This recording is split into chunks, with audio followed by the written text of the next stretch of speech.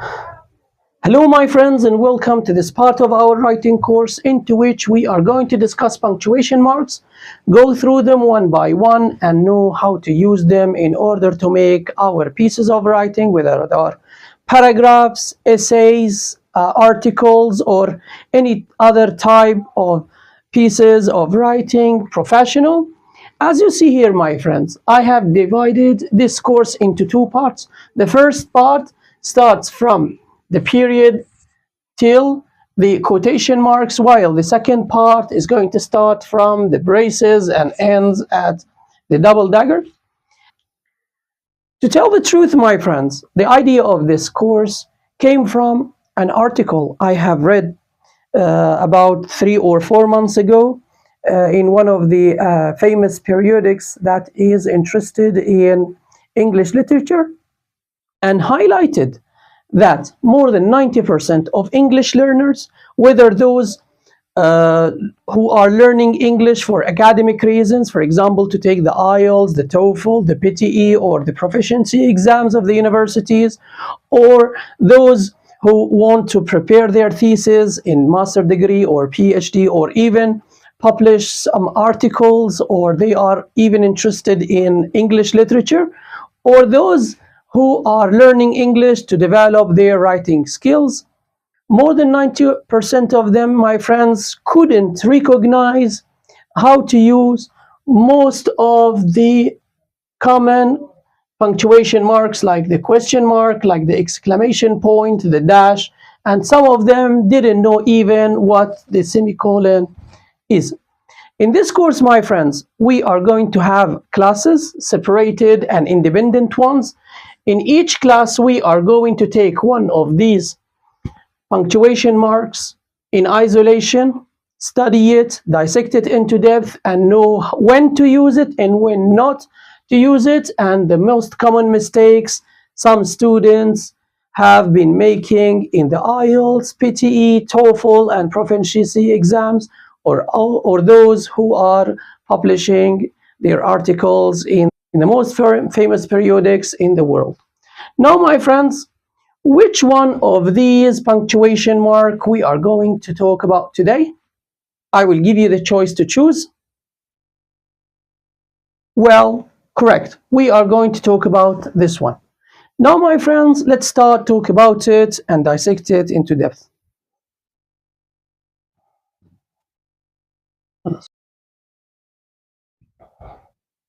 Hello, my friends, and welcome again to this part in our writing course into which we are talking about punctuation marks. We have reached so far, my friends, to semicolons. And allow me, before I explain the three uses I have prepared for you and go through them one by one to define or explain the semicolon simply for you.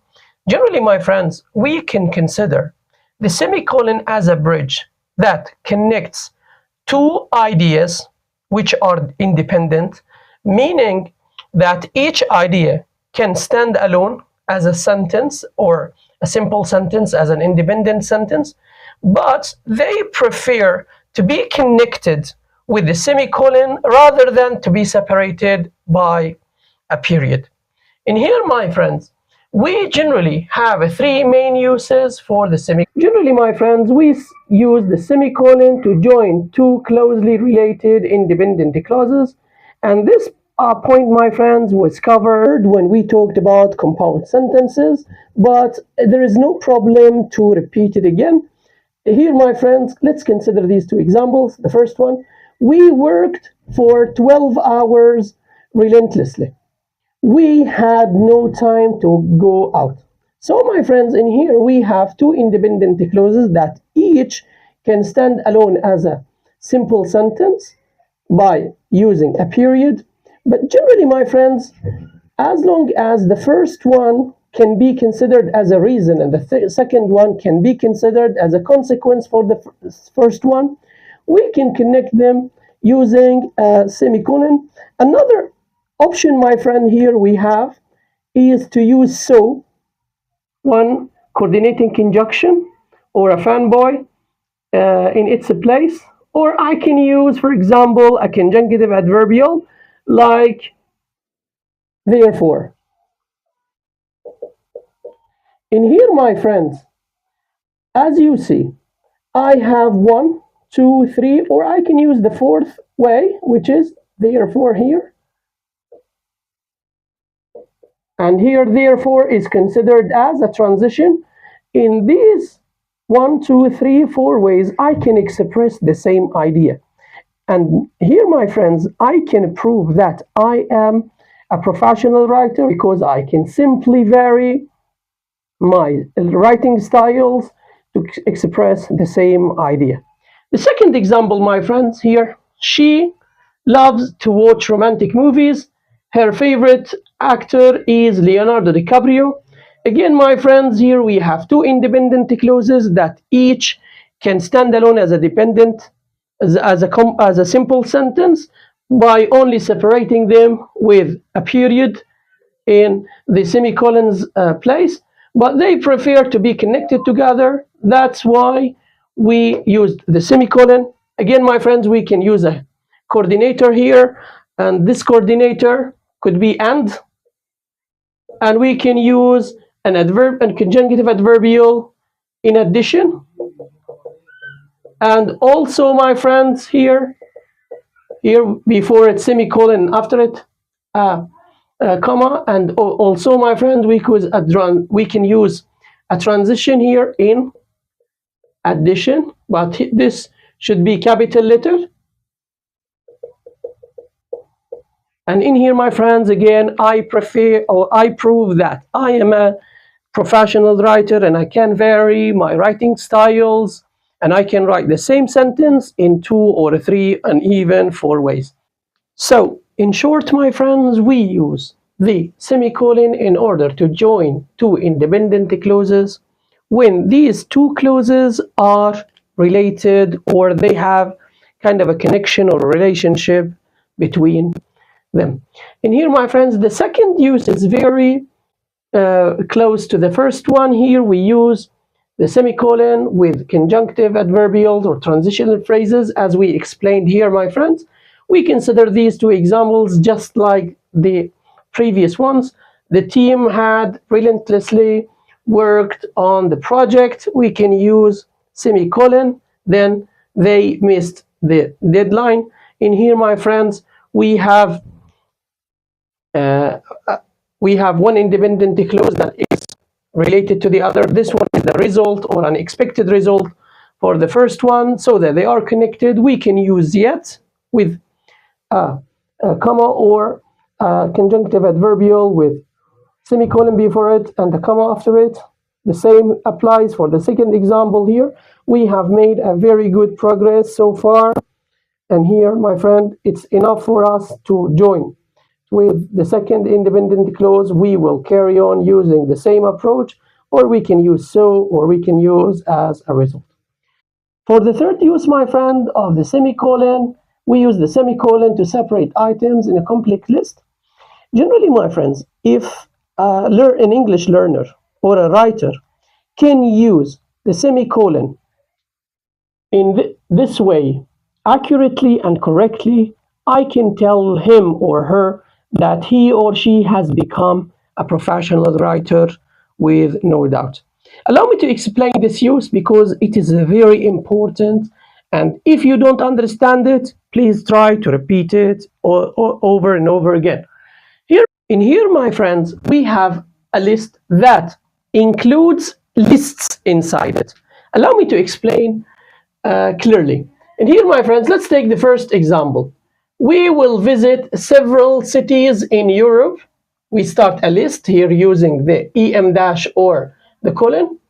We will visit several cities in Europe: Paris, Lyon, France, Rome, Napoli, Italy, and Berlin, Germany. And here, my friends, we can separate this list into three lists. The first one is Lyon, Paris, Lyon, France. Second one, Rome, Napoli, Italy, and Berlin here in Germany. As you see, my friends, we have different cities in different countries. Still, they are cities and these are countries. As long as they are from the same, let's say, weight, from the same nature, we can separate them into, let's say, sublists to be accurate. The second example here, my friends, we should buy, again, we start with an EM dash or a colon. We should buy a pen and a pencil from the stationery, coffee and olives from the market, and some books from the bookshop. Again, my friends, this list can be separated into three lists. The first one till the stationery, second one till the market, the third one till the bookshop. Again, my friends, in here we are trying to separate the list into more than one list using the semicolons. The third example, the committee members included Sarah Miller, the president, John Davis, the treasurer, and Emily Carter, the secretary. As you see here, my friends, we use the semicolons in order to put lists inside the list.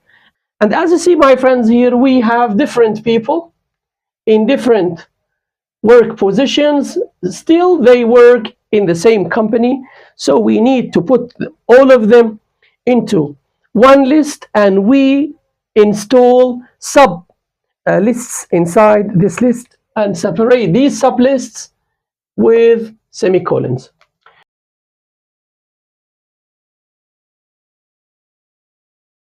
And finally, my friends, I would like you to consider the semicolon as a bridge, as I said before, that connects two independent ideas. That's why we can use the semicolon. And I would like to mention three mistakes some of our students make using the semicolons. The first one, my friends, here is to join a dependent clause with an independent clause, which means to use it in a complex sentence.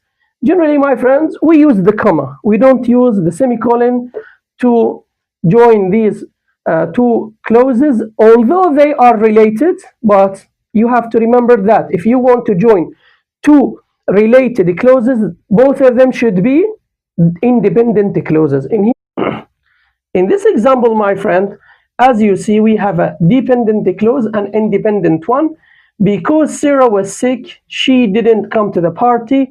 As you see here, my friends, we use a comma because those clauses are related, but one of them is dependent, the other is independent. If they were independent, both of them, we would use the semicolon to join them, but they were not.